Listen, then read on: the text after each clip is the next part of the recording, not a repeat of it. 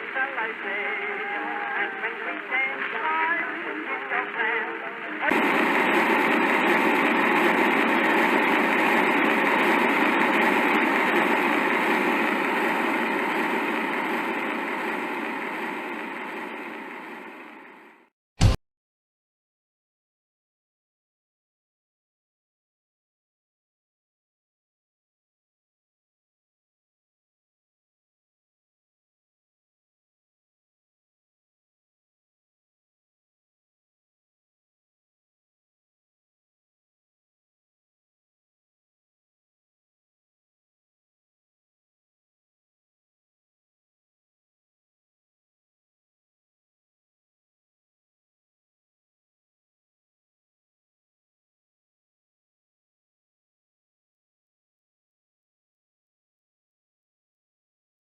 I don't celebrate my birthday. I don't even let anyone know when it is. Not on Facebook, Twitter, and certainly not in the real world. Because birthdays are powerful things. To know the date that a person took their first breath, the point in time that tethered their existence to this particular world, it's almost like knowing a serial number or a registration plate. It gives people with certain kinds of knowledge a certain kind of power. And no, I'm not talking about identity theft. Not in the way you're imagining it anyway. I'm talking about something much deeper, much more primal. I hadn't worked long at the firm, and I didn't really know anyone yet. I knew the names of a couple of people around where I sat, since it was an open plan office and I pretty much looked right at them for most of the day, but beyond offering them a cup of tea a couple of times a week we hadn't exactly bonded. So I was very surprised when Vicky, the blonde one, asked me what I was doing for the weekend. It took me quite by surprise, and I'm fairly sure I jumped, shaken from my laptop, by the unexpected question. She stared back at me impassively, her expression utterly disinterested. Not a lot, I replied somewhat hesitantly, trying to strike the right tone. It obviously didn't impress. Her eyes seemed to glaze over and she offered a pale, thin smile, which was little more than a mouth spasm as she turned back to her screen. "It's my birthday," I found myself blurting out, far too loudly. I sensed other heads across the large, silent office turn to glance in my direction. I steadfastly refused to look around and avoided their eyes, but unfortunately, that also meant I was staring at Vicky with a peculiar, terrified intensity. To her credit, she seemed not to notice my discomfort. She smiled, genuinely this time, and turned to look at Max, sitting across from her. I caught his eye and he grinned, giving me a thumbs up, and standing up from his desk. As he came over I turned back to Vicky, my own smile wavering uncertainly. "We love birthdays," she said with a coquettish laugh, patting my hand affectionately and leaning back to look at Max as he pulled a chair over. "Don't we, Max?" "Oh, we are all about birthdays in this team," Max beamed enthusiastically. "So you're celebrating at the weekend? What are you up to?" My mind raced, a little, clogged with confusion. On the one hand, this was plainly a far too enthusiastic response to my birthday, but on the other hand... So I started explaining my incredibly lame plans. Suddenly Max clicked his fingers like he'd had an amazing idea. "We should have a party," he cried. Vicky gasped, somewhat theatrically I thought at the time, like she already knew that was coming. The smile she turned on me was expectant, exultant even, and I found myself nodding and agreeing before I knew what I was doing. They told me that they always held parties for birthdays at a pub not far from the office. "It'll just be us," Vicky assured me. "You'll love it. We'll do it on Monday." I wasn't about to argue. This was all a bit weird and sudden, but who throws away an opportunity to make new friends at work? None of my colleagues were at work on the Monday. I arrived to a strangely empty office and an email from Max telling me where to be that evening. That should have been enough warning, but I ignored my instincts and headed off after work. As I entered the empty pub, the barman looked at me. He was an older man, wiry gray hair standing out in clumps on his wrinkled head. His expression was fearful. I tried to smile, but an icy feeling was settling into my stomach as I made my way to the door by the side of the bar. I was about to head up the stairs beyond when the old man took my arm, startling me. I swung round, almost losing my balance, and only the man's surprisingly firm grip on my arm kept me from falling. He said nothing, but switching his grip, he pressed something into my hand and closed my fist around it. Absurdly, I thanked him and backed up a step, watching him carefully in case he decided to lunge for my throat. When he did not, and merely stood watching me, I slid past him and made my way up the stairs, tucking the object into my pocket. Vicky stood in the doorway at the top of the stairs as I made my way up, and when she didn't move I came to a stop on the final step, looking up at her. "What have you come as?" I asked her, peering at her odd white robe. She had a thin black circlet around her head, with what looked like gold lettering marching in finely written script all around it. "Princess Leia," she replied, glancing at my own outfit. She didn't look like Princess Leia to me. For one thing, her hair wasn't in bunches, and no one had said anything about fancy dress. "Do you accept your role as the birthed one?" she asked me, her face suddenly serious. I searched my memory for a piece of Star Wars dialogue that might match that bizarre question, but couldn't. It had been a while since I'd seen those films. I fell back on just being cheerful. "Sure," I said, as lightly as I could despite my increasingly taut nerves. "It's my birthday after all, so I guess I'm the birthday boy." She cocked her head for a moment, considering my face. Then abruptly she smiled a wide, almost frighteningly wide smile, and swept to the side, beckoning me in. I stepped in and paused, suddenly fearful. Beyond were 6 other people in similar costumes to Vicky. Candles had been set around the room, their flickering light casting deep shadows into the large expanse of the sparsely furnished function room. A single chair sat in the middle of the room, in a ring of peculiar designs that looked like they'd been hand-drawn. I'm not an idiot. I knew something was seriously wrong. I just didn't move fast enough. Something crashed into the side of my head and the world exploded into a million white stars against a deep black abyss. When I came to, I found myself crudely tied to the chair with what seemed to be sticky tape, and try as I might I couldn't summon up the self-deception required to feel surprised. Some part of me had known something was wrong all along, and the sight of my colleagues cavorting around me, singing in peculiar words and smearing themselves with what I couldn't convince myself was red paint, did nothing to change that. "The birthing is upon us!" shrieked Vicky, from behind a disgusting mask resembling some kind of skinned animal, twirling and dancing, with her blood-soaked robe clinging to her body. The other lunatics sang a groaning, adoring response and fell to their knees. I began to scream for help. "Armin!"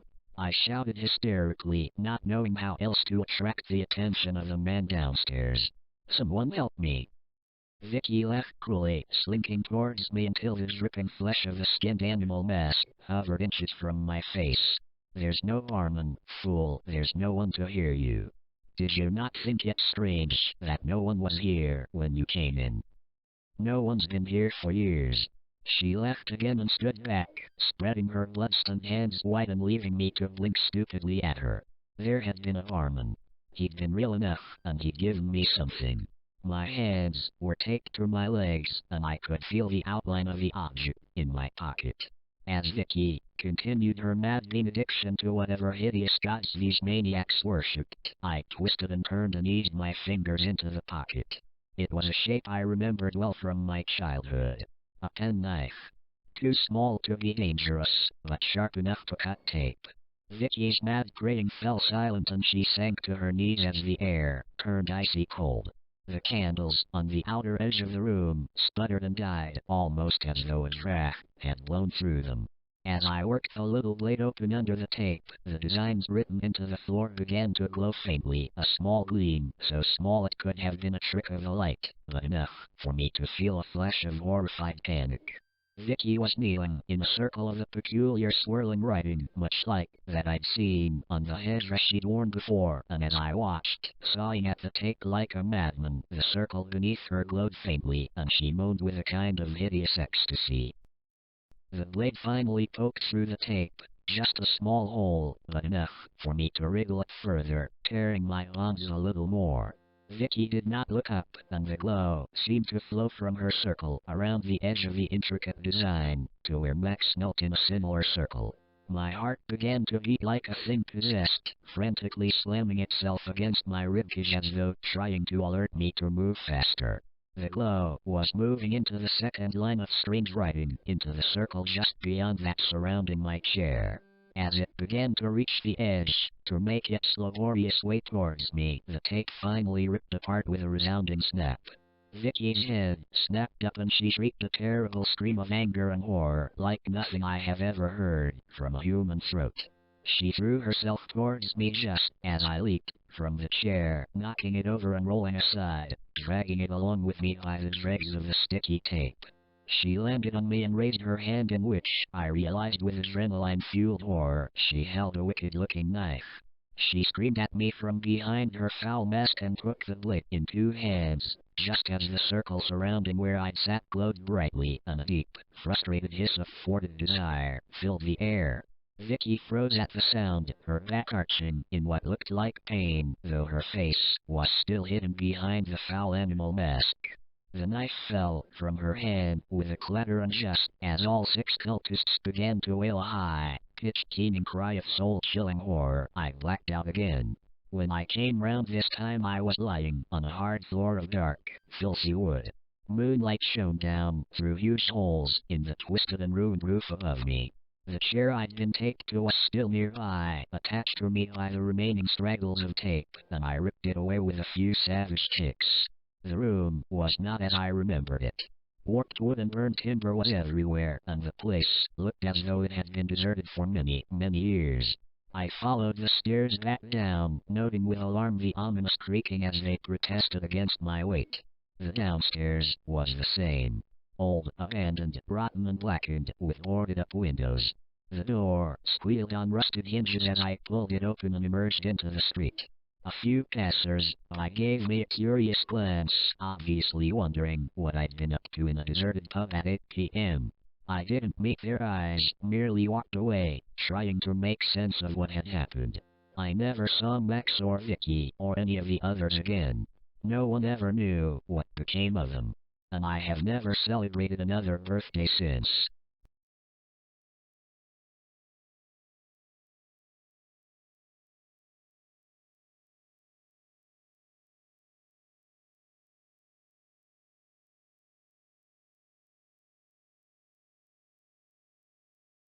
To reiceq at redacted.com. Subject: Bree, please read this. Bree, don't delete this. I know you hate me, but we were best friends once and I need you to read this. I think I'm in serious trouble and there's nothing you can do, but I need you to read this so you understand. I know we haven't talked since sectionals. It's been forever, but what happened to you wasn't my fault. At least it wasn't entirely my fault. I know everyone thinks it was, but I would never do anything to hurt you. This is going to sound crazy, but I need to tell you this so that someone knows. It started when we were in the 8th grade. It was the night before the Crystal Classic competition. I was at home and I couldn't sleep, because I was so nervous about competing. Well, I got on the computer, just sorta surfing the web and stuff, but I couldn't concentrate on anything. I was just sitting there, so I Googled myself. I never should have done that, Bree. At first it was all the usual stuff you find when you Google yourself, then I found a link to a Wikipedia page about me. I thought our club or my dad made it or something. There wasn't much there, just some basic facts about skating, what city I lived in, but the thing that got me was that it said I won that year's Crystal Classic. I laughed. I thought, for sure someone just did it to encourage me. I confronted my dad about it, but he denied it. When I won the competition the next day, I was so happy. That was the first competition I had ever won and it felt so good. Remember how hard I worked after that? That's when my parents hired Sergi to coach me. You know how much that must have cost. After that, I would check my page before every competition and it would always tell the result of how I placed. It said I would win the regionals at 15, and it all came true. After that, Sergi convinced my mom and dad that I had a real shot at the Olympics. That's when they pulled me from school. I skated every day, but I just wasn't progressing the way Sergi said I needed to if I wanted a shot at the championship. I was working so hard and I was skating well, but still Sergi said it wasn't good enough. When the sectionals came, all I could think about was winning, so I did something I shouldn't have. Everyone was saying that you were the favorite and I felt like I had already lost the competition, so I made a Wikipedia account and tried to update my page to say that I was the winner. The thing is that after I tried to update the page, I checked it and all it said was, Anora Petrova is a selfish little bitch, who is going to get what she deserves. I broke down. That's why I looked so awful the next day. I was in a daze. I remember watching your routine and seeing your blade snap, and the next thing I know, I was on the ground and my face was covered in blood from where the tip flew off and sliced my forehead. Then they told me it was my fault, because I had your skates in my possession earlier. Bree, I honestly didn't do anything to your skates. I wanted to win, but I wouldn't do anything to hurt you. When they told me I was banned from any further competitions, everyone said that I got what I deserved. Nobody even asked for my side of the story. I guess you heard that Sergi dropped me after that. He said I ruined him. No one would talk to me. Do you know what it's like to be ostracized by everyone? I couldn't even get ice time. And then the page got worse. Anytime I'd check it, it would say all these horrible things about me. I can't even tell you half of them, the language was so vile. I'd cry every time I read it, but I couldn't stop checking it. I knew I had to do something, so I made a complaint to Wikipedia. I even tried calling them, but no one there claimed to know anything about the page. I was home alone that Friday night and I decided to check it to see if it had been taken down. The page was still there, only this time it said, Anora Petrova is a pathetic little orphan. I freaked. I kept calling my parents to warn them, but every time I'd call, all I would hear was this horrible laughter on the other end. I must have called them 100 times until I couldn't take the sound of the laughing anymore. After the accident, the police gave me their phones and there wasn't any record of my calls that night. I was so devastated. Before that I was so busy training all day and doing homeschool, I never realized just how alone I had been the whole time. I know you tried to reach out, but I was so depressed and angry I just shut everything out. Once I turned 18 and got the settlement money from the court, I came to Switzerland. I got to reinvent myself. My skating really took off. It hasn't been a year and I feel like everything that happened was so long ago. That's why I shouldn't have done it, Bree. I'm writing you now from an old hotel outside of Prague. I'm auditioning for the ice circus tomorrow. I know it's the kind of thing we used to make fun of, but I really want this. I was feeling really nervous and out of an old habit I checked my page. It's so hard to say this, but when I checked the page to see if I'd get the job tomorrow, all it says is, Anora Petrova, died friendless and alone, and it has today's date listed as the date of my death. I'm sobbing so hard, I can barely type this. But I wanted you to know the truth. Please believe me, Bree. I attached a screenshot of the page so you'll believe me, it's all there just as I told you. I don't know what to do. I don't know anyone here and nobody speaks English. I keep refreshing the page. God, it's been forever. I keep refreshing but it still hasn't changed. I'm waiting for midnight. I don't know what to do, so I locked myself in my room. There's only a few minutes to midnight now. All I can do is refresh the page. I'm exhausted, but I can't stop. I'm afraid to leave the computer until I know what happens next.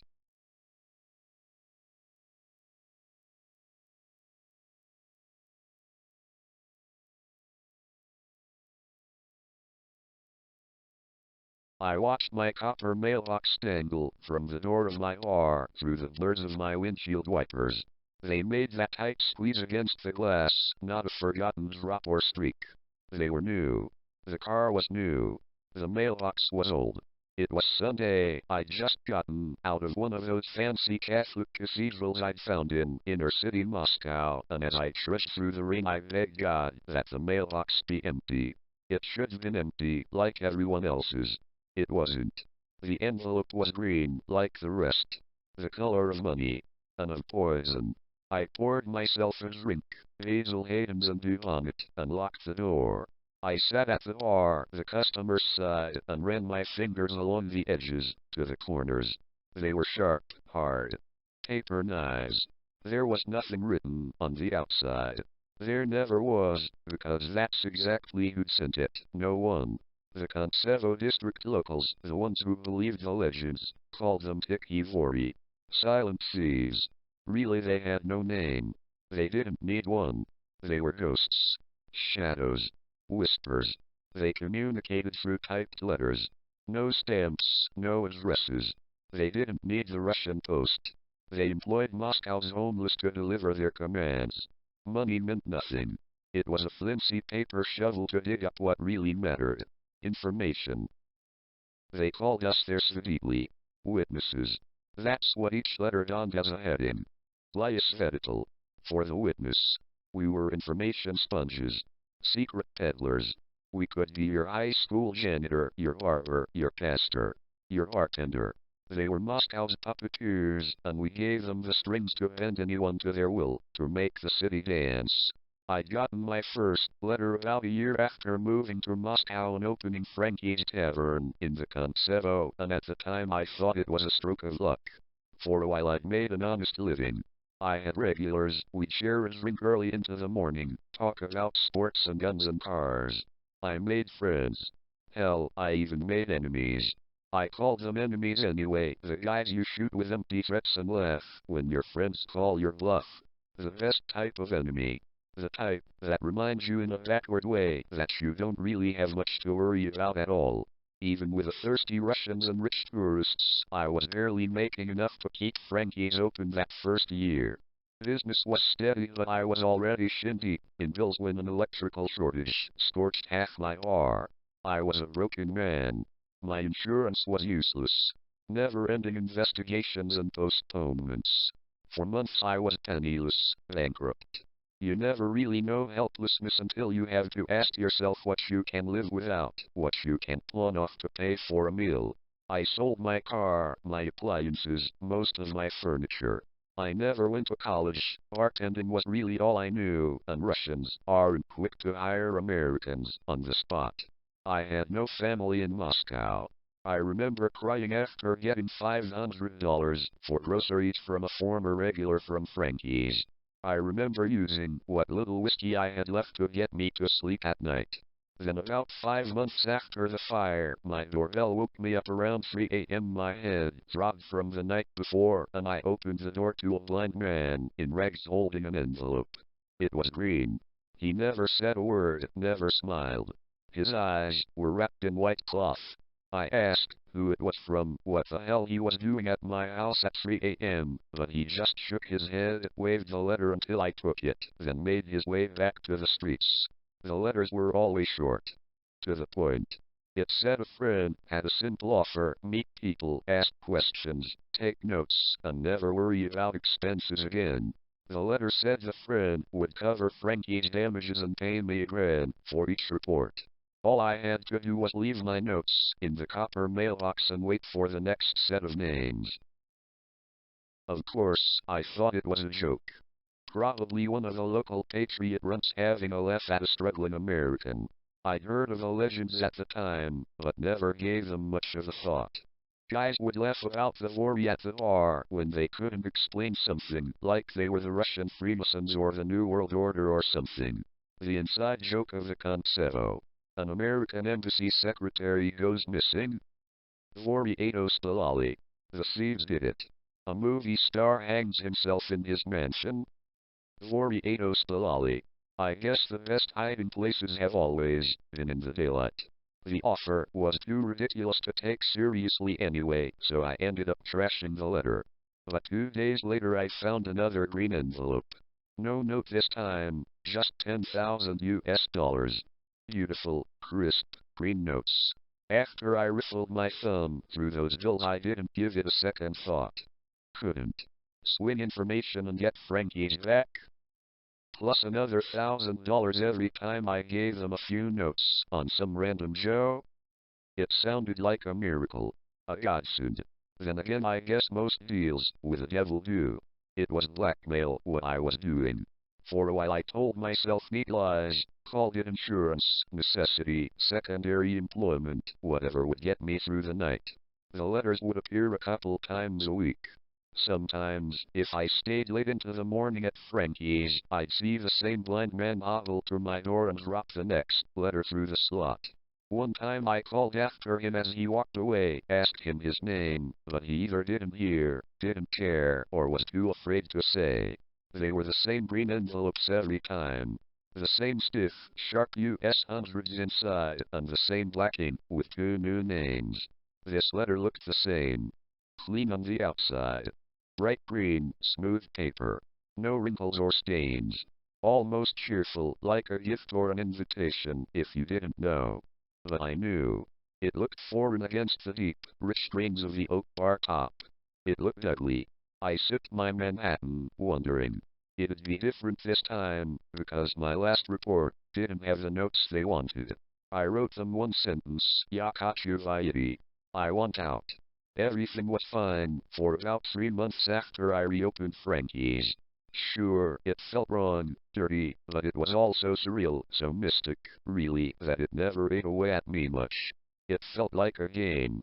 I wrote my little notes and left them for the ghosts to sweep away, and as long as no one was getting hurt I slept just fine. Better even, with fatter pockets and under softer sheets. Then I was asked to target one of my longtime regulars, Victor Pavlov, a thin, pale man. He was a firefighter, covered with clumpy, black hair that puffed under his clothes. He threw his head back when he left, his Adam's apple would shake, and you couldn't help but stare at his white teeth shining against all that hair on his face. Victor would swing by on Wednesday and Friday nights after he went to the dog tracks, and the last Friday I saw him, he was practically giddy. The man was just born jumpy, but that night he couldn't keep still long enough to nurse a beer. He went straight to the shot glasses, all laughs and white teeth. I didn't have to ask him what he was so worked up about, he spit it right at me. Said he'd been saving money to get his daughter out of waiting tables at Angelinochi, a club in downtown Moscow. Waiting tables was his weak attempt at a euphemism for prostitution, just like club was mine for whorehouse. Not that I had anything against Vic or the gal, that's just what it was. He said he'd just won big at the tracks, and he'd finally gathered enough to send her to art school. We shared a drink. We left. He threw his head back. I didn't press for more information, I just couldn't. It wouldn't have been right to dig up something rotten on that glowing smile. So I wrote he was sending his daughter to art school. Didn't even mention the money at the tracks. But I guess it didn't matter, because the wind swept it away and 2 weeks later his wife found Victor locked in his garage, the car on, the door shut.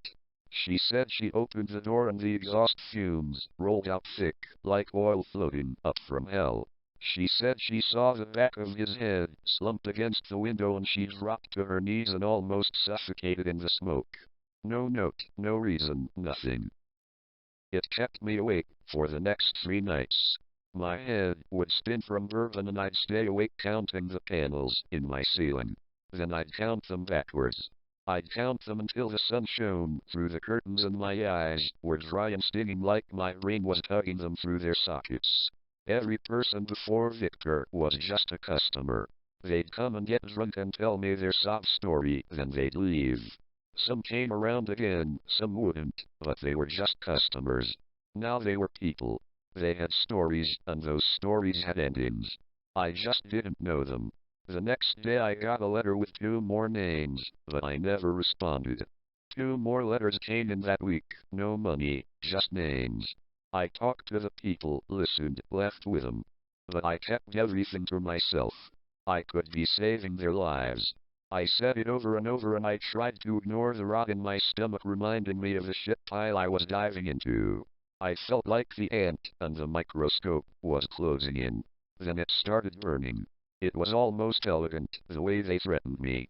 A gift was sitting on the bottom step of my front porch. White wrapping, green bow. Inside were a set of molded keys to my house, my bar, and my car. They owned me.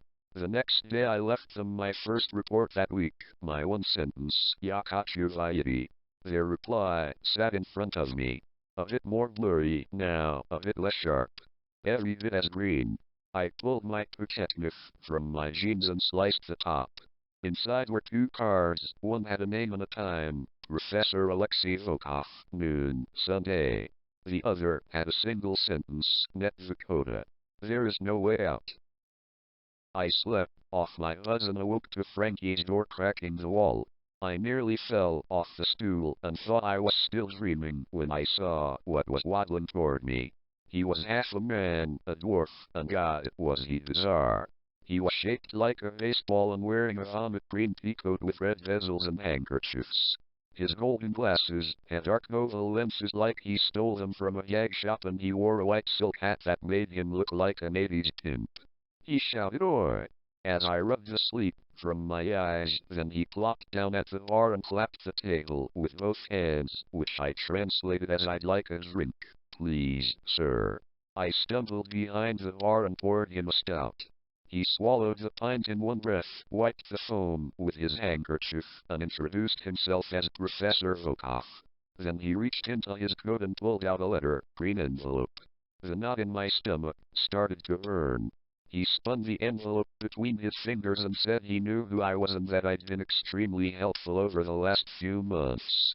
He said he was a businessman with an expanding market and he needed a trustworthy English translator for a negotiation with a wealthy American investor at the St. Regis Hotel in inner city Moscow the following afternoon.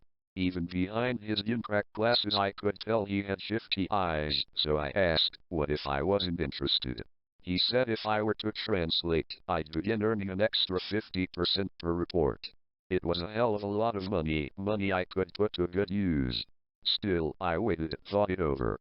He was tapping the bar like it was his own piano. After about a minute, he just shook his head, slid the envelope to me, and said, "Net Dakota." Then he hopped off the bar stool, a long fall for half a man, and waddled out the door. Inside were 15 fresh $100 bills. I met Volkov the following day outside the revolving door of the Regis. He told me the American's name was William H. Arth, and that I didn't need to know anything more than he had money. Lots. We were to meet Mr. Arth at the Net, a restaurant on the 21st floor of the Regis, and he was to be seated alone in the furthest corner overlooking Moscow. The restaurant was sparkling in glass from the chandlers to the centerpieces, and Volkov looked like a misplaced blueberry in his blazer. It was about half full, and we made our way to the rear of the restaurant where a thin man with bright red hair and a neat beard sat sipping white wine. Volkov jumped into his chair and told me to introduce him. I did, and Mr. Arth pursed his lips and extended an outstretched hand. Volkov shook it furiously. Then the negotiation started. Arth told me to translate that the meeting needed to be short, and Volkov, with a charming smile, muttered something along the lines of "inconsiderate fucking Yankees." He told me to inform Mr. Arth that he planned to offer a 5% royalty on all sales if Arth immediately cut all investments with other competition in the region. "Learn where the power lies, boy, learn well," Volkov said in Russian. I translated, omitting the last bit, and Mr. Arth simply nodded and listened. Volkov waited for a response, then went on to say that the deal was foolproof, and after monopolizing Moscow's market, the profits would cover the losses in just a few months. They were dodging the words, but surely it was drugs. Drugs or guns or both. The more Volkov danced, the more I was sure, and the less I liked the situation. Still Arth was silent. Volkov expressed some colorful Russian before threatening that the opportunity won't be offered again, and only a fool would attempt to divide the industry when it could be dominated. Arth just listened and sipped his wine, his pupil sharp, frozen behind his thin-framed lenses. "Are you listening, you pretentious baboon?" Volkov asked, eyebrows raised and with a gaping smile. It was masterful, really. "Are you going to sit there like a spoiled child?" "Professor Volkov is incredibly interested in your opinion of the situation," I said. "Please ask the professor why exactly I should transfer my alliance." Why not just increase funding to my current clients and spread him thin? Idiot Americans. He thinks I just throw dollars around and hope they fuck like rabbits. We're completely changing production. 3 times as fast. At a fraction of the cost. Volkov chuckled and raised his glass to Arth. Salute. The man was a hell of an actor. Tell him if he continues to be a coward, he'll be the worst kind of coward. A poor one. The professor says he plans to produce 3 times as fast and reduce production costs. Arth hunched the white tablecloth between his lanky fingers as he peered over Moscow. The sky was blotching in spots of gray. Pity. The rain is coming, he said. Ask the professor if the necessary changes will compromise security. Volkov dabbed his forehead with his handkerchief. Well, the American does have a brain. The changes may send some red flags, but I'll have my profit withdrawn and my inventory sold well before the investigations roll in. But we need him to trust us. Tell him that's the best part. Tell him the new production eliminates human error and the manufacturing is untraceable. For the first time Arth's shoulders released and he leaned back as he drew a breath. I paused and gnawed my bottom lip. The game they were playing was dangerous at this point. Clearly they were wrapped in the filthier side business, and Volkov was making me dive in head first. Arth let his head sink into the crux of his chair as he peered into the showers pelting the glass. Well, boy. Translate it. What are you waiting for? Why do you think we're paying you? Don't you fuck this up or I'll make sure the next time you sleep, it'll be in a grave, Professor Volkov says. I paused and Arth looked at me with a raised eyebrow above a thin smile. His eyes were an acidic shade of green. He says he was promised production would be untraceable, but he invites you to hire investigators to look into it yourself. Yes. A wise decision. Arth raised his glass by the stem and swirled the golden drink, breathed in the fumes, and sipped. Tell the professor I'm overwhelmed at such an opportunity, but we need to be strategic. Tell him to proceed, and once he begins the operation, I will cut my ties and fund his project. Now if you'll excuse me, I'm afraid that's all the time I have. Thank you, Mr. Air Murphy, I said, Francis Murphy. It was a pleasure, Mr. Arth. Please, call me William, he said as the waiter brought his slip for the wine. I trust you can mediate for Professor Volkov in the future. I will certainly be in touch. He signed his bill and stood stiff. Then he handed it to me. Would you please give this to the waiter for me? I do apologize. And he walked out, pencil-like, his loafers clucking the marble floor as if to let everyone know he'd gone. Well, what did he say? What did he say? I told the professor he'd agreed and he would fund his operation once it had begun. Ah, excellent. Wealthy men we shall be. And you'll be paid soon, in advance even. Volkov hopped down and stumbled when he landed, before trotting through the restaurant whistling a tune, his head cocked upward. The rain was heavy outside now, and just before I got up to leave, I glanced at Barth's check and laughed as the drops popped against the window. On the bottom, with excellent penmanship, he had signed his name, William H. Arth. Below the signature he left his phone number, and then, in perfect Russian, Uznate DC learn where the power lies. I sat there in the rivy net a while and watched the rain. A full-fledged storm now. I needed to disappear. As long as I was in Moscow, I'd be a puppet until I lost value, then I'd be a corpse. All I had was Frankie's. I'd saved up some money over the last few months, but it would take a fortune to vanish. A new name, new car, new house. These people were an endless web of witnesses and blackmail. The further away I could get, the safer I'd be. I had to use the only ammunition they gave me. The bullets they trained me with, information. I had a face and a name, Professor Alexei Volkov. And now, for the first time, I had a weapon for the bullets. William H. Arth. The water spat against the glass as I looked over Moscow, my temples pounding like the raindrops, but the sun was piercing through in thin rays. Volkov was right. There was no way out. But there was a way through. I called Arth the next morning. "Ah, Mr. Murphy," he said, "I've been expecting your call. For the record, I had no idea what Volkov was planning. He kept me in the dark."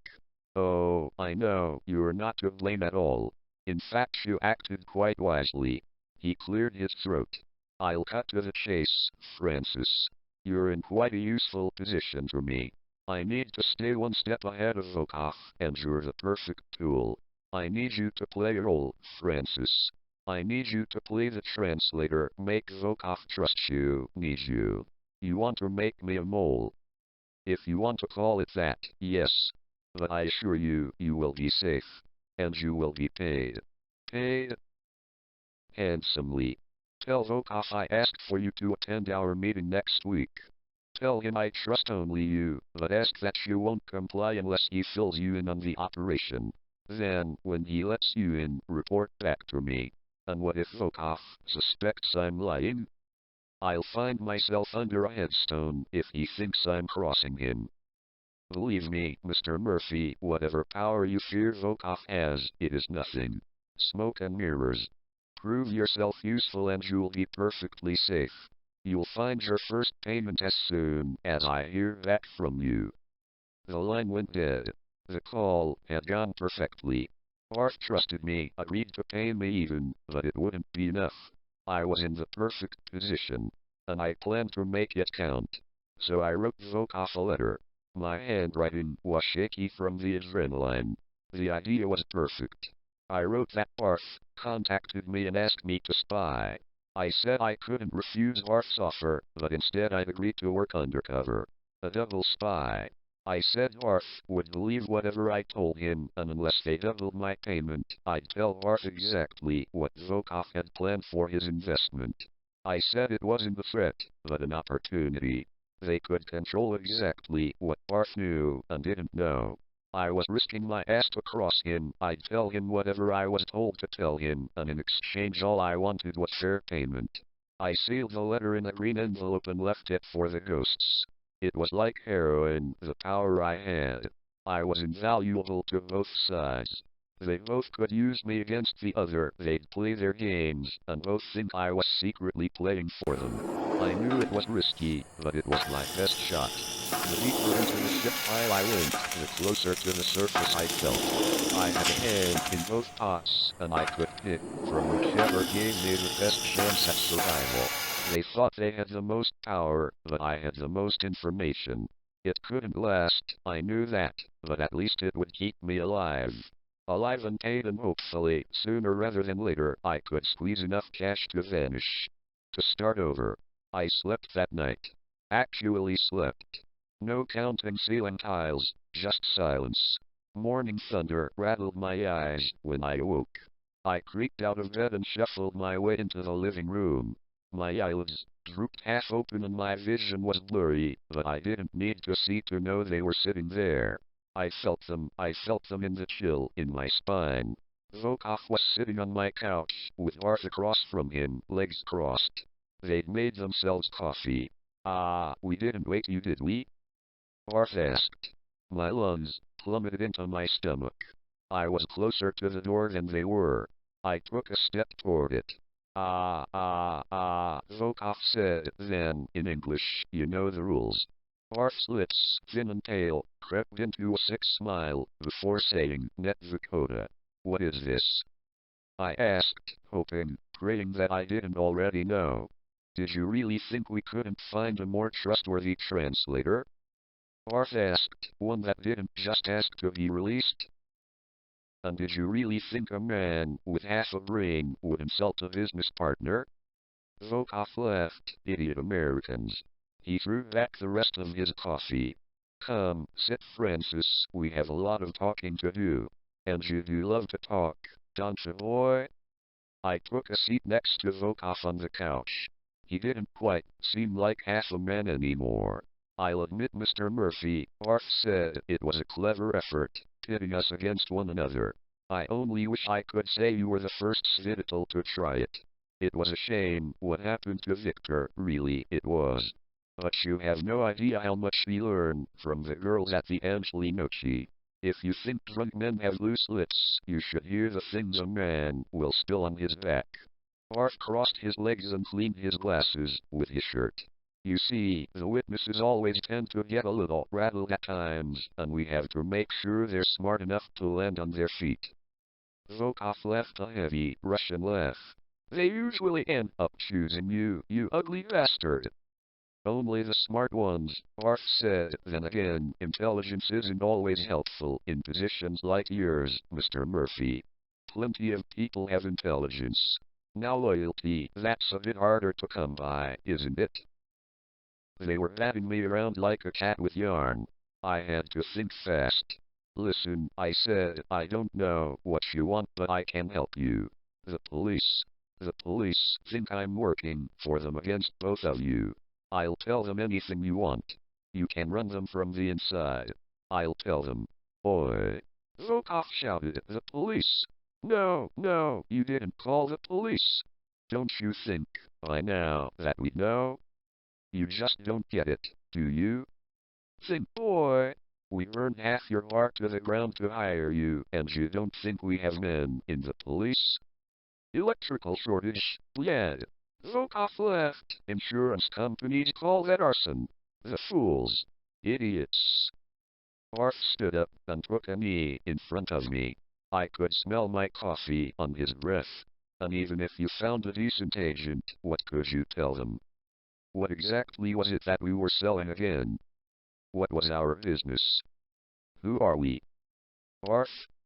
Volkov? Don't you get it? We're no one. Tomorrow we'll be William McLean and Alexei Ivanich. He chuckled and his eyes narrowed behind his glasses, green, of course. Piercing.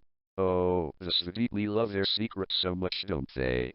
They think they can do anything they want with their words. There are the smart ones, and the loyal ones, but do you know who's the most useless? Why, Fatty the greedy. You were a bit greedy, weren't you, Mr. Murphy, playing both sides? Yes, I'd say that's a bit greedy indeed. I felt the sweat bead on my forehead. Look, whatever you want me to do, I'll do it, anything. I swear. Volkov cut in, that road is long gone. What is it you Americans say? Knowledge is power? Yes, Arth said, knowledge is power. I guess we were a bit at fault, letting you think that. The witnesses always overestimate their knowledge. They think their secrets keep us held together. No, Mr. Murphy, knowledge isn't power. Power is power. And, such a pity, you seem to have misjudged where it lies. The thunder cracked outside and Arth's head fell toward the window. Ah, the rain is here once again. And I'm sorry for you, Francis, because it hasn't really seemed to stop. And for the greedy, well, it never really does. Arth stood and walked to the door. Volkov followed. Well, boy, Volkov said, what are you waiting for? Let's go. Where are we going? Oh no, Arth said, I think you've had quite enough information for a while. Volkov whipped a revolver from his coat and flicked the chamber. It clicked when it spun like rattling teeth. I'd follow if I were you. No need to make a mess. I followed them outside, the rain washing the sweat from my forehead. The three of us stuffed into the back of a black sedan, and the second the door slammed, a bag was thrown over my head. No one spoke as the car sped through the rain. The only sounds I heard were the rapid blades of the windshield and my heartbeat. I'm not sure which was louder. The car screeched to a stop and the door opened. Someone grabbed my shirt collar and dragged me to my feet. They ripped the bag off of my head and the light poured into my eyes. We were in the middle of nowhere. A massive field. An abandoned warehouse. Come, Arth said. Volkov poked me in the back with the barrel of the revolver. I followed him inside. It was dark and you could hear the streams of water slide along the copper roof and crash onto the asphalt. Where are we? I asked. We are many things, Mr. Murphy, but we are not wasteful. Arth said, you can still be useful to us. Just not quite as you are, Volkov said. He laughed. It was an ugly, inhuman sound. But don't you worry, he said, we'll fix you up. And as my eyes adjusted, I saw them. In the corners. In the darkness. They sat on tattered mattresses lined along the walls. Dozens of them, hundreds maybe. They all had white bandages on their eyes. Don't let them scare you, Arth said. After all, they were like you once. They don't talk much. Not anymore. They don't need to. I suppose that is the idea, isn't it? The perfect listeners. The perfect messengers. Not hindered by faces or names or tempted by words. I grabbed my stomach. Jesus. The mailman. I was going to puke. Where I started, then I gagged. Where are we? The men along the walls started beating the metal. Pounding. The drums of hell. I couldn't breathe. I fell to my knees. Ah, Arth sighed. Isn't that nice? Your neighbors saying hello. The pounding got louder. Fists to metal. I could feel the quaking in my temples. My ears rang and I tried to get up, to run away, but I fell back to my knees. Why don't you return the greeting? Tell them your name, maybe? Take a look, remember their faces? You only get one chance. Please, I was in tears now. Please. SHHH, Arth knelt down, his face, close to mine. The walls were shaking. Every fist was pounding. My face was drenched. I was choking on my breath. Arth ran his fingers beneath my eyes, wiping the tears away. His fingers were long, cold. Nothing but ice and bone. Why cry, Francis? You're home now. You'll be safe here. You'll have nothing to worry about. You've won. Isn't this what you wanted? You're finally free. You're finally home.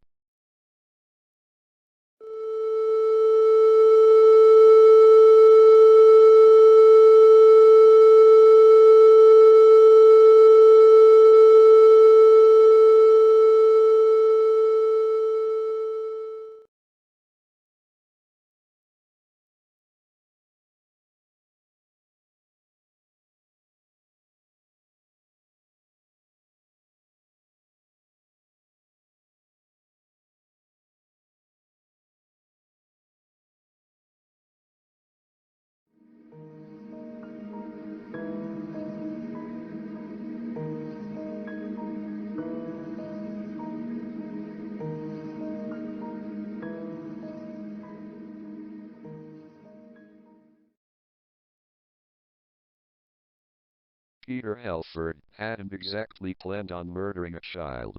But when money came and knocked on his door, he had been all too accepting of it. After all, cash was something he was in desperate need of anyway.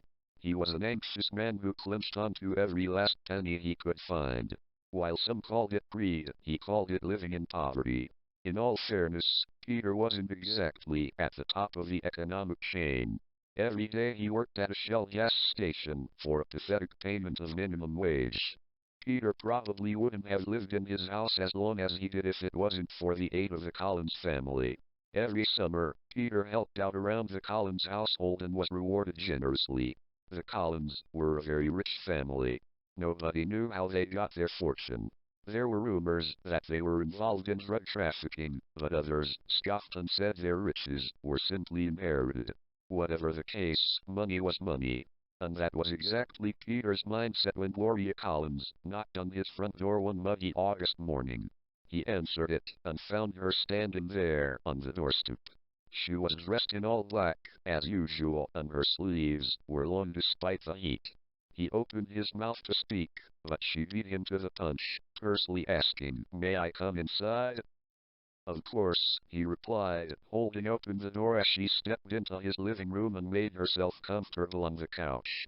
She was perfect.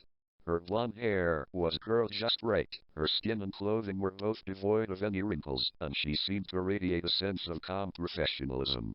"Shut that door, Peter. We have a lot to talk about," she ordered. "Oh," he said, shutting the door. "My husband and I have been talking a lot lately." This was fairly unusual. The Collinses were not lovers, they were partners. There was very little chemistry in their relationship. Peter raised an eyebrow. Gloria sighed, and for a moment she looked older than she really was. Then she took in a deep breath and let it out. "I want you to kill my son." Shock should have been the first emotion Peter felt, but it wasn't. Kevin Collins was an optimistic young boy who had the blondest hair Peter had ever seen. He was so skinny that he more or less resembled a pole with glasses. Even though Peter didn't know that the little 9-year-old child had been a mistake, he probably could have guessed it. It was as simple as this: the parents did not want him around. They never had, and they never would.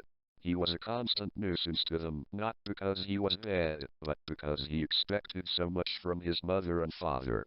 Every day, a brutish Harley Collins would lumber out of his house in a business suit and drive off until 7 o'clock at night.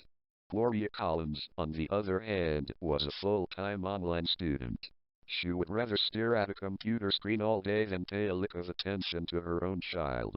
However, Kevin wanted them so much to be good to him. Peter remembered a night last summer when he had stayed late at the Collins residence and heard the boy asking for a goodnight kiss.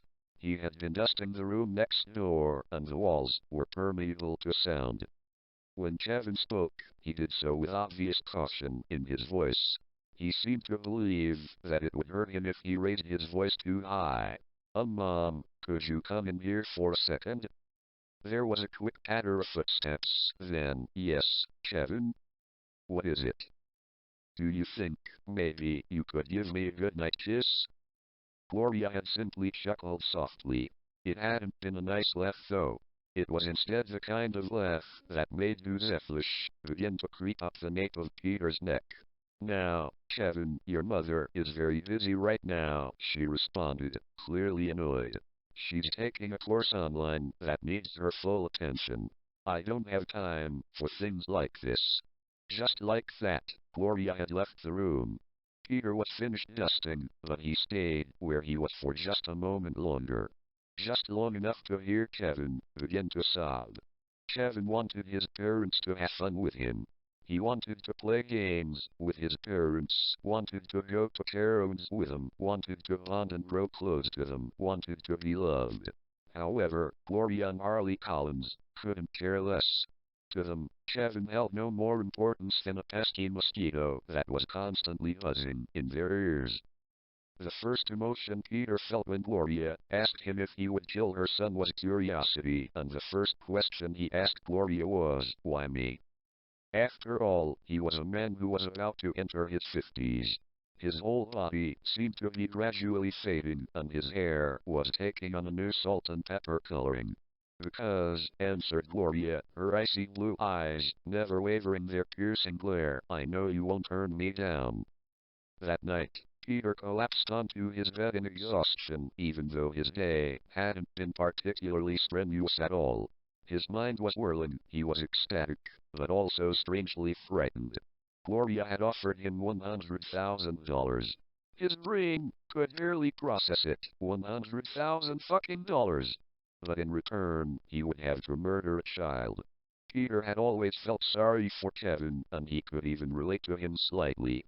He himself was raised in an environment where his parents didn't fully care about him. Many of his teenage years had been spent alone in his room with the sweet sounds of music blocking out the arguing of his mother and father.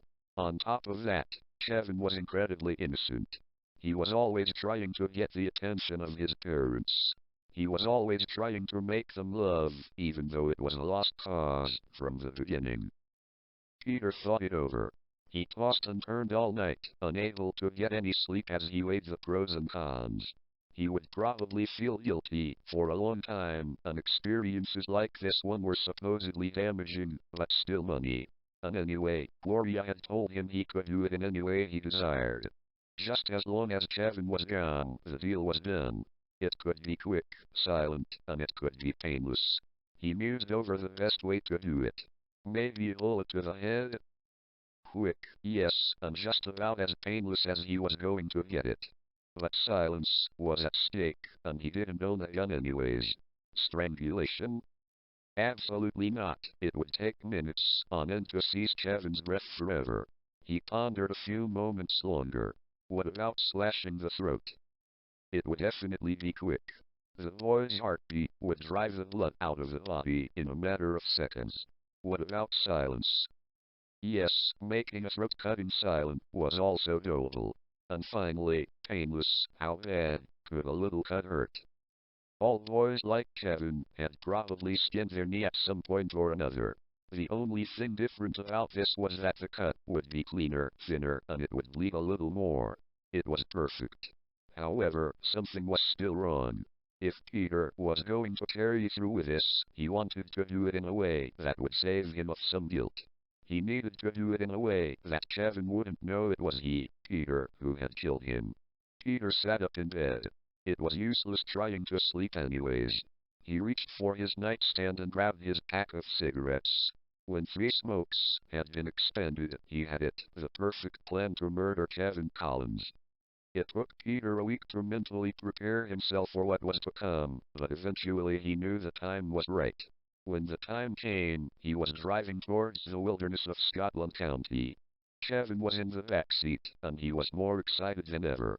He had known little of Peter before this, but now looked up to him with a new sort of respect.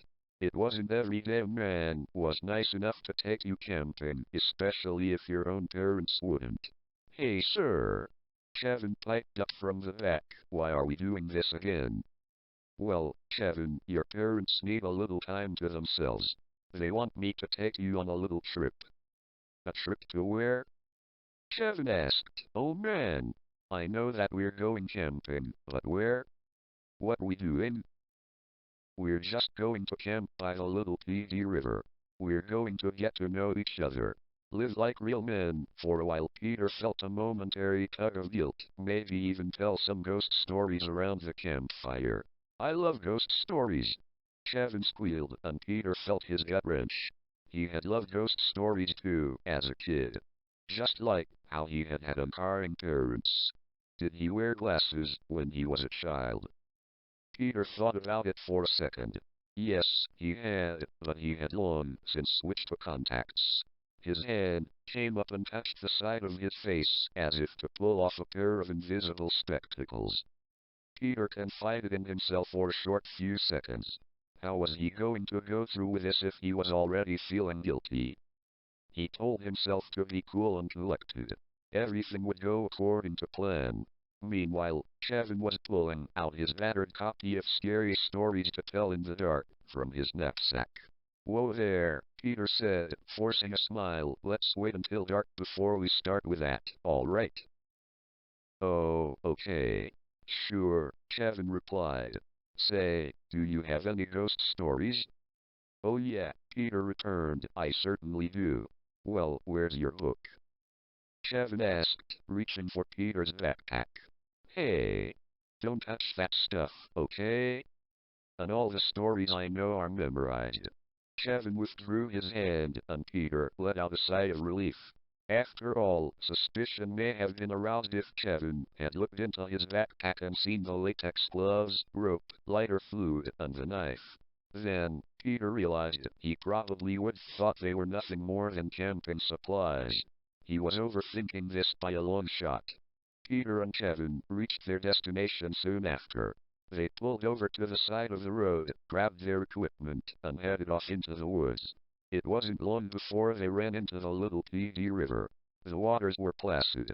To one who was looking at the body of water from a certain angle, it would appear they were seeing a large pond. It was the perfect place to dump a dead body. It had been nearly 36 years since Peter had last gone camping, and Kevin was even more inexperienced.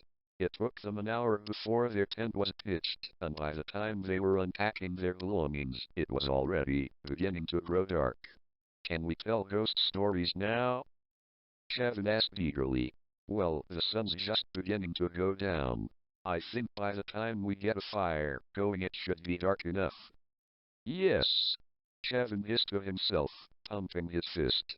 Now the first step is to gather some kindling. Start collecting dry leaves, twigs, anything that'll serve the basis to a good fire. While Peter didn't know much about camping, he did know a thing or two about starting a fire. He had made sure of this by looking it up on the internet prior to the trip. After all, burning a knapsack full of one's possessions takes a decent fire. Kevin was a hard worker, and in no time at all, the necessary kindling had been gathered. Taking his time, Peter arranged a few large stones in a circle and then put the kindling in the middle. After that, he stacked some nearby sticks in a lean-to arrangement over the kindling while Kevin watched in awe. Finally, he struck a match and threw it into the mass of dry grass hidden by the sticks. In no time, a blaze was starting to flicker. The wind through the trees picked up slightly, and the fire let loose a roar as it spread, blossoming into a crackling inferno. While Kevin murmured, obviously impressed, Peter sat down in the dirt next to the flames. He looked at Kevin, saying, "Go on now. Get your book and read me a story." Kevin obeyed. He read scary story after scary story from his book until the night sky had grown black. Kevin was enthusiastic about it, to say the least. Whenever he came to a scene that was particularly gory or frightening, his voice would deepen slightly and would eventually morph into a forced whisper. There were plenty of gruesome campfire tales in his book. There were stories of rotting bodies being found, decapitated heads, corpses coming back to life, and even cannibalistic butchers. But Peter remained unruffled. He had a story that he knew would frighten Kevin to his core. "Okay, stop," Peter told Kevin when he was halfway through the narrative of a ghost with bloody fingers. "What? Why? This is like the last one. Don't worry about that. I have a good story, a true ghost story, and it takes place right here by the little PD River." "You swear it's true?" Peter smiled in spite of himself. "Yes, it's true. When I was your age, my father told me this story, and I told this story to everyone in my Boy Scout troop. It scared all of them shitless." He stopped, testing to see if Kevin would be affected by the profanity. He wasn't. "And so now, I think it's only appropriate that I tell you." "Do it," Kevin replied. His voice was light and breezy, like that of a young girl on her birthday who is about to receive a gift. He reached into the knapsack that was lying beside him and pulled out a bag of marshmallows. Grabbing a nearby stick, Kevin speared the marshmallow from the bottom up and stuck it over the flames. "All right, I'll tell it if you can keep the interruptions to a minimum." Kevin nodded his agreement, and Peter began. "This is the story of a Lord of Lies. That wasn't his real name, of course, just a sort of nickname, like Bloody Mary or something along those lines. Anyways, our main character in this story is a man named Joseph Thorne. If you want me to describe him, I guess he did have one defining characteristic: his eyes. Joseph had the strangest eyes you'd have ever seen. For whatever reason, his irises were bright red. Other than that, he looked more or less normal. He lived up in a town not too far away from here back in the 1930s. Every day after work, Joseph would hike down to this river with his fishing gear, and he would fish his heart out. Now, you have to understand, Joseph was just an ordinary fisherman. There was nothing particularly odd about him. As a matter of fact, Joseph led a pretty good life. He was married to the most beautiful wife in town. Her name was Barbara Thorne. People said she had a laugh that could put mockingbirds to shame. But, while she was gorgeous, she was also unfaithful. When 1942 rolled around, America was in a state of chaos. It was decided that we were going to be entering World War II, and all men who were eligible were being drafted, including Joseph. Well, as the war raged on, Barbara became more and more lonely. There are some women who could wait lifetimes for their men to come back, but Mrs. Thorne was not one of them. In her free time, she began to visit her next-door neighbor, who went by the name of Kenneth Carl. Mr. Carl hadn't been drafted because he was an invalid, you see. What does that mean? Kevin asked suddenly. What's an invalid? Sorry for interrupting. His marshmallow had caught a flame, and Kevin blew on it frantically, trying to preserve some of the golden brown crispiness. An invalid is someone who is weak to the point where he can't do everyday things, someone who has a severe illness or injury. This man, Kenneth, he was in a wheelchair. I can't remember why exactly. I think my father told me at some point or another, but if so I can't recall. Barbara started out just assisting Kenneth. He usually had a helper around to make life easier for him, a hired man, but he had been drafted for the war. What started out as just service to someone in need soon turned to something else. Kenneth and Barbara had an affair. Well, when Joseph came home, he wasn't all the same. The war had changed him a lot. He wasn't the happy fisherman that the townspeople had come to know and love. He had grown distant. Things only got worse with the affair. In small towns, news travels fast. It wasn't long before someone told Joseph his wife was cheating on him. Can you imagine coming home after fighting for your life, only to discover that your wife no longer loves you? It was tough shit for sure, and Joseph took it pretty hard. He stayed down by the little PD all day long, fishing from dusk to dawn for days. Some people even say that he slept down there by the river. He was doing a little more than fishing while he was down there, though. He was plotting his revenge. What did he do? Kevin questioned, his guilt curiosity overwhelming the need to stay silent. I'm getting to that. One day Joseph confronted his wife about the affair. She immediately burst into tears, as I'm sure you can imagine. While she was bent over sobbing into her hands, Joseph said to her, "Don't worry, it's going to be all right." Then he slipped his fillet knife out from his belt, reached under her arms, and cut her throat. There was a moment of silence as Peter let that statement sink in. Then, Joseph went over to the neighbor's house. The helper had been fired at that point. Barbara had taken his place, so he didn't have any trouble getting in. He just cut the screen on the front door, reached inside, disabled the lock, and went right on in. He found Kenneth asleep on his bed. He walked up beside him, and right away Kenneth woke up. As I'm sure you can imagine, he was pretty scared, and he instantly started calling for help, but Joseph hushed him up. He put his hand on Kenneth's shoulder, looked him in the eye, and said, "Calm down. I'm not going to hurt you." Then, real quick, he drew out his knife and sliced open Kenneth's throat too. Joseph waited until night before wrapping both the bodies up in a tarp. Then he took them down to the little PD. He found the biggest stone he could before tying both bodies down to it firmly with a few feet of rope, and pushed them into the water. He gave the fish something to eat for the next couple days. Kevin threw a fearful glance at the nearby river. Well, it didn't take very long for someone to find the corpses. Two little boys were playing by the river. They were having a contest to see who could find the most interesting thing on the river bottom. You dive, reach the ground, grab something, and come back up. I used to play that game myself when I was young, actually. You could find all sorts of things: coins, glasses, bracelets, necklaces. It was really a lot of fun.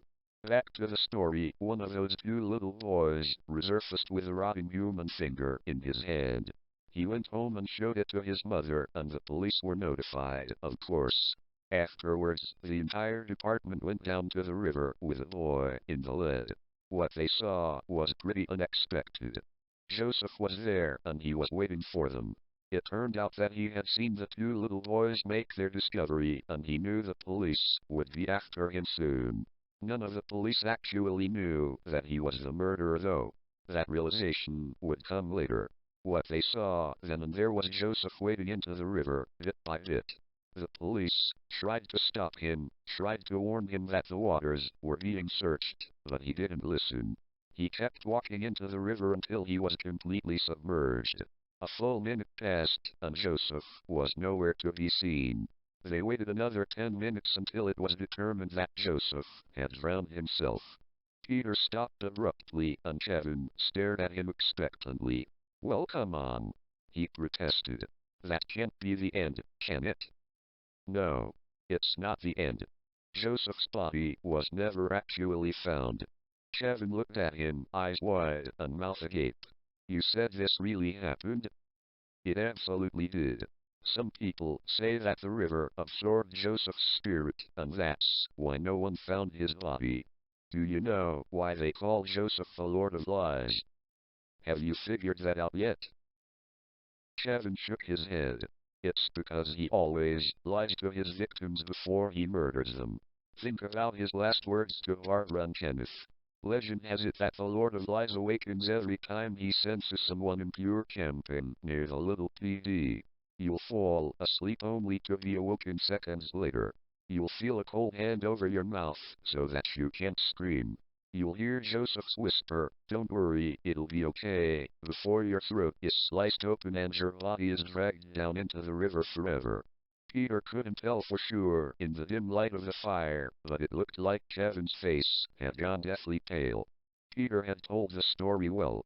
No hard task, considering he had been practicing in front of a mirror for the last few days. Kevin voiced his concerns, saying, "Sir, I'm kind of scared." "Hey kid, no need to worry, it's only a story, I promise." "But you said it was real," Kevin insisted. "Well, it really happened, but there is no Lord of Lies. I can promise you that. Even if there was, why would it be interested in you? I mean, come on, what's the worst thing you've ever done?" At this, Kevin seemed to relax slightly, and Peter faked one last smile. "It's getting late. You should go to bed soon. I'll be sleeping right outside if you need me." Kevin nodded his assent and let out a yawn. He was obviously worn out. "Good night, sir. See you in the morning," he muttered tiredly, getting up and ambling into his tent. Peter sat by the fire for a second, motionless. Then he retrieved his backpack and unzipped it. He reached inside and pulled out the latex gloves. Wiggling one finger in at a time, he slipped them on. They stretched over his flesh, fitting like a second skin. He reached into his backpack once more and pulled out the other required materials. He placed the small paring knife on the ground next to his sleeping bag. It was the closest he could get to a fillet knife, before pressing the start button on his stopwatch. Now he would wait. After an hour had passed, he knew that the time had come. The most important time. Something occurred to him. He could stop this. He could go to sleep right now and pretend like this was just a regular old camping trip. Then he remembered the money. He was feeling slightly ill to his stomach, as if he was going to throw up. $100,000, he reminded himself. The four words became a chant in his head. $100,000, $100,000, $100,000. He repeated the words again and again as he approached Kevin's tent, knife in hand. He was gripping the handle tightly, so tightly it hurt. But he continued his advance until he was there, kneeling by the entrance flap of the tent.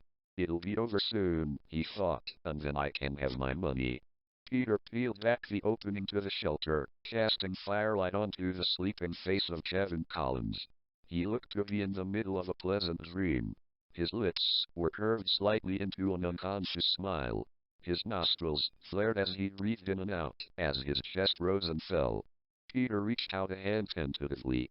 He lifted Kevin's neck, inch by inch, before scooting forwards, so that the back of Kevin's head rested on his knee. Now Kevin wouldn't be able to see him. It would seem likely to him that this was the attack of a stranger or a murderous urban legend. It was now or never.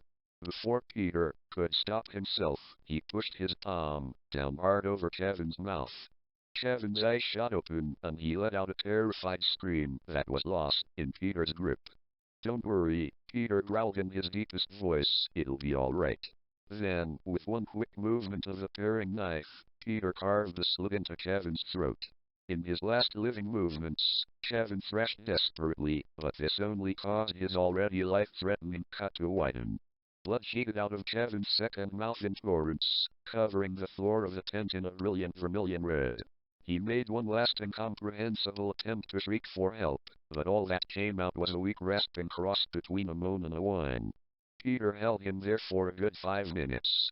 He had a strange fear that as soon as he started to back away from Kevin's supposedly dead body, it would jump back to life and start screeching its pain for the world to hear. After he was sure Kevin was totally deceased, he got up. Shakily, he returned to his backpack and pulled out a coil of rope, which he tossed over his shoulder. Then, Peter moved back to the tent, grabbed Kevin by the ankles, and dragged him outside. He wheezed as he exerted himself, but eventually the twosome reached the edge of the river. A rock that looked to be about half the size of Kevin's corpse was lying a few feet away. Peter walked over to it, grabbed it as best he could, and hoisted with all his might. He managed, with some difficulty, to move it over to Kevin's lifeless form. For the next few minutes, he fought with rope, rock, and body. It wasn't easy, but eventually Kevin was strapped down solidly to the stone. Once again, Peter prepared his muscles before pushing with all his gathered strength. Gradually, Kevin's carcass skated across the mud and into the water, disappearing below the liquid glass of the river. Peter wasn't done yet. He retreated to the camp and began to accumulate all of Kevin's possessions. His knapsack, sleeping bag, and his book of ghost stories were all seized and thrown into the fire. When that was finished, Peter disassembled the tent, folded it up, and pushed it into the camping bag, which was also fed to the heat. It was over, and Kevin didn't even know who had really killed him. Peter's ploy had been a complete success. Of course, Peter was also disturbed by the experience. Kevin had reminded him so much of his own life as a young boy that it was almost as if Peter had killed himself in a way. At that moment, Peter felt the urge to grab a cigarette from his back pocket and light up, as he always did when he felt stressed, but then he remembered that doing so would leave a remnant of his being here. Suddenly, Peter felt drained. His eyes were ready to close. He realized that he needed sleep more than anything else at the current moment. After stripping the dirty, blood-stained latex gloves off his hands and slipping off his ruined pants, he slipped into his sleeping bag and curled up by the great fire. In no time at all, he had fallen into a deep sleep. Peter's slumber was so deep, as a matter of fact, that he didn't even stir when the normally calm surface of the river began to ripple. Peter didn't let out a single peep as a figure emerged from the dark depths of the dirty waters, red eyes flashing with vengeance. The fire, which had sanctioned Peter, was dying rapidly. The flames were shrinking lower and lower until there were no flames, only embers, which quickly went extinct. A veil of black descended over the night, and the cold crept in like a sickness. Heavy footfalls echoed off the trees until the spirit of the river found what he was looking for. A cold, wet, slimy hand clamped down over Peter's mouth. He jerked awake, trying to yell out, but the hand pushed him down firmly, keeping him in place. "Don't worry," the darkness whispered huskily, "it'll be all right." Those were the last words Peter ever heard before he felt the rusty blade of the fillet knife slide across his throat.